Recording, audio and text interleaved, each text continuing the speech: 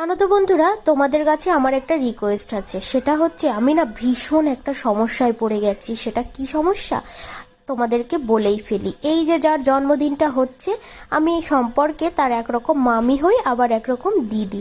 তাহলে তোমরাই বলো আমি কোন সম্পর্কটা ধরবো?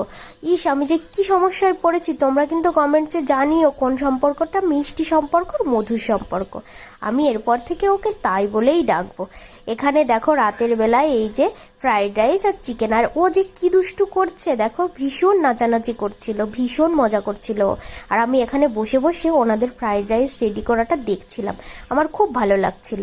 আর খাচ্ছিলাম পাঁপড়। বিয়ে বাড়ি, জন্মদিন বাড়ি, শ্রাদ্ধ বাড়ি, পাঁপড়টা আমার লাগবেই। আর এখানে লোভনীয় চিকেন কষা। ও সবাই রাত্রেবেলা দারুণ সেজেছে, আমি খুব একটা সাজিনি, ওই সিম্পলি বেশ ভালোই লাগে আমার।